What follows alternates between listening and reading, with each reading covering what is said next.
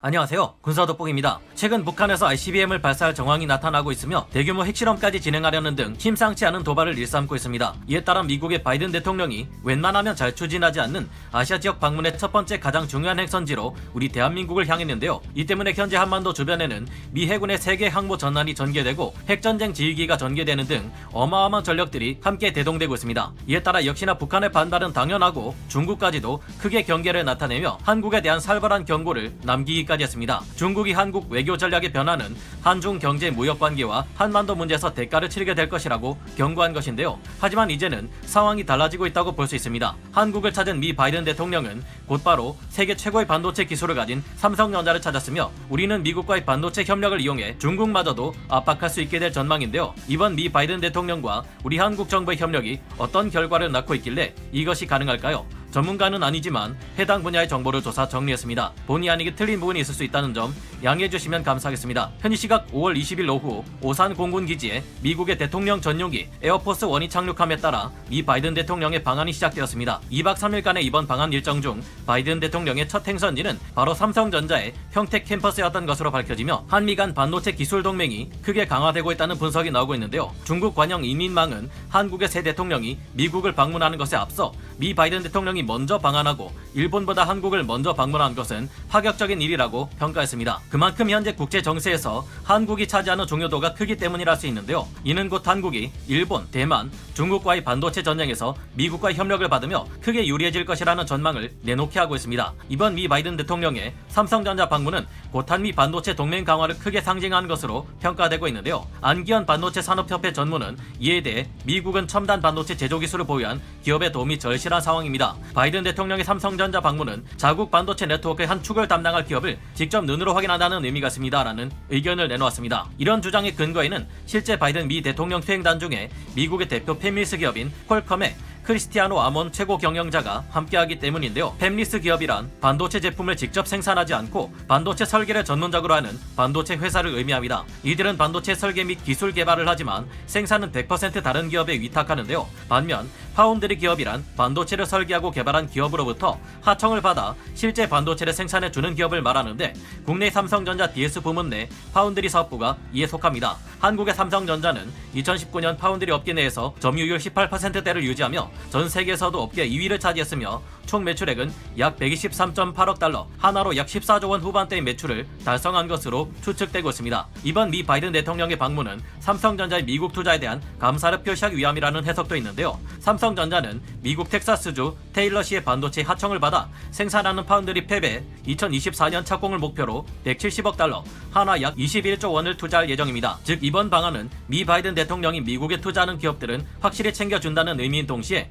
이와 관련된 투자를 촉진시키기 위함이라는 해석도 등장하고 있습니다. 반도체의 공급은 미국에게 있어서도 아주 중요한 사안인데 현재 운용되고 있는 수많은 최첨단 무기 체계들의 고성능 반도체가 필수로 들어가기 때문이며 경제사회 전반의 발전에 있어서도 반도체가 필수이기 때문입니다. 최신의 전투기부터 네트워크 교전이 필수가 된 해군 함정들은 물론 지상의 전차와 포병들까지 반도체 소재 공급이 갈수록 더욱 중요한 문제로 부각되고 있는데요. 실제로 우크라이나를 침공하며 회복하기 어려울 정도의 손실을 입은 러시아가 추가 공세를 위한 장비로 최신의 전차들이나 장갑차를 더 이상 생산할 수 없는 것도 다 서방의 강력한 제재로 인해 반도체를 수급할 방법이 없어졌기 때문입니다. 이 때문에 얼마 전 우크라이나 전장에서 퇴각하던 러시아군은 우크라이나 주민들에게서 냉장고와 가전제품을 약탈해 가면서까지 이 안에 들어있는 반도체를 수급하려 애쓰는 처량한 모습을 보인 바 있는데요. 그런데 한국을 방문한 바이든 대통령은 가장 먼저 삼성전자를 찾았습니다. 점점 강력해지는 미국과의 협력과 지원을 통해 우리 한국과 삼성전자는 반도체 분야에서의 눈부신 성장이 전망되며 이로 인해 경제 안보 분야 모두에서 그야말로 전 세계를 쥐고 흔들 수 있는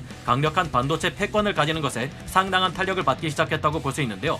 중국이 한때 한국의 사드 배치를 문제 삼아 우리를 경제적으로 압박했지만 이제는 우리 또한 반도체를 이용해 중국을 압박할 수 있다는 것을 보여줄 때입니다. 미국은 대만을 침공하려는 중국의 야욕을 견제하기 위해 중국으로 유입되는 반도체를 견제하는 움직임을 계속해서 보여왔습니다. 현재 바이든의 방안은 한국의 반도체 산업을 미국 중심으로 재편하고 중국을 배제하는 경제 공급망을 구축하기 위해서라는 분석도 여러 나오고 있는 실정인데요. 역시나 중국에서도 이번 미 바이든 대통령의 방안을 두고 크게 경계하는 모습을 보였습니다. 중국 언론에서는 이번 한미 정상회담의 핵심이 한국과 미국, 양국의 군사동맹을 경제기술 동맹으로 격상한 것이라고 평가했는데요. 국제문제평론가인 류허핑은 언론과 인터뷰를 통해 이것은 한미 관계의 전면적인 재편이며 한국 외교 전략의 방향성이 크게 조정될 것이라는 의미라고 분석한 바 있습니다. 그는 이것이 사실상 한국이 일본처럼 미국과 함께 중국을 억제하겠다는 의미이며 특히 반도체 분야에서 중국과의 디커플링을 예고하는 것이라 우렸습니다. 이번 기회가 미국의 대중국 압박 전선에 한국을 동참시킬 절호의 기회가 될 것이라 보도한 것입니다.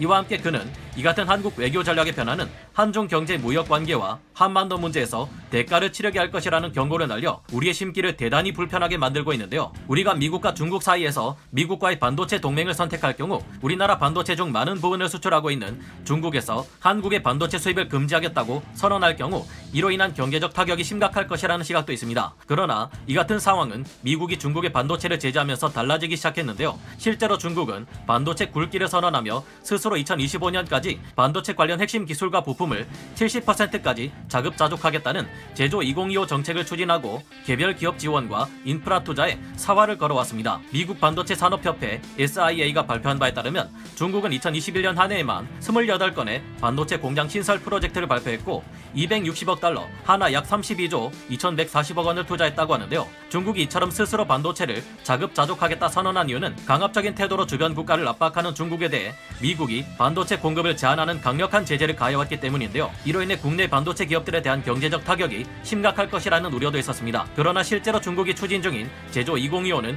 이뤄지기 힘든 꿈에 불과한 상황입니다. 중국은 천문학적인 투자를 퍼붓고도 고성능 반도체 핵심 기술을 손에 넣지 못하고 있으며 네덜란드의 반도체 장비 업체인 ASML이 중국의 극자외선 노광 장비 수출을 금지하면서 중국은 최첨단 반도체를 생산하기 어려운 상황입니다. 산업혁명 이후 서방 측 과학기술의 결정체를 할 수 있는 EUV 스캐너와 이 장비에 들어가는 30만 개 부품의 공급망을 구축하는 일은 아무리 거대한 투자가 이뤄진다고 해도 단기간에 그리 쉽게 해낼 수 있는 일이 아니라고 전문가들은 분석하고 있습니다. 중국이 한국과 대만에서 우수한 엔지니어를 아무리 영입한다 해도 첨단 반도체의 수많은 공정, 리버스 엔지니어링은 절대 쉽지 않으며 수천 명, 수만 명의 집단적 협력이 필요한 메모리 반도체 분야에서 중국이 단기간에 발전하는 것은 현실적으로 어려운 일이라고 하는데요. 미국은 관세 장벽을 중국에 강요함은 물론 핵심 소부장 수출을 금지시키고 중국 반도체 기업들의 기식 재산권 보호와 보조금 축소 등 전 세계로부터 중국에 고성능 반도체가 공급될 수 없도록 갖가지 집요한 제재를 가하고 있으며 그 강도는 갈수록 더 강력해져 갈 것이 예상되는데요. 결국 스스로 고성능 반도체를 생산해낼 여력이 없는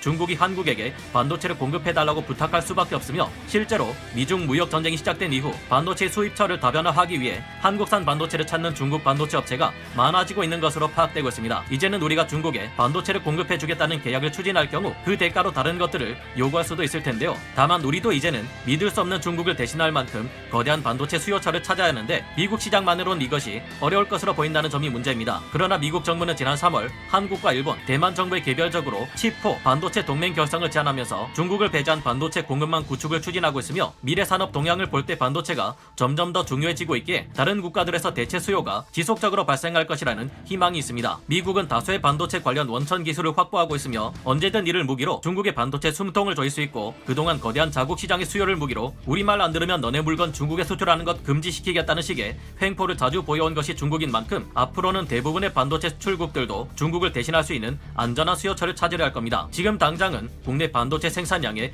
60% 수요를 담당해온 중국을 포기하는 것이 아쉬울 수 있겠지만 미래 수요에 대응하기 위해서는 중국이 아닌 새로운 수요처를 빠르고 다양하게 확보할 필요가 있지 않나 생각해봅니다. 여러분의 생각은 어떠신가요? 오늘 군사 돋보기 여기서 마치고요. 다음 시간에 다시 돌아오겠습니다. 감사합니다. 영상을 재밌게 보셨다면 구독, 좋아요, 알림 설정 부탁드리겠습니다.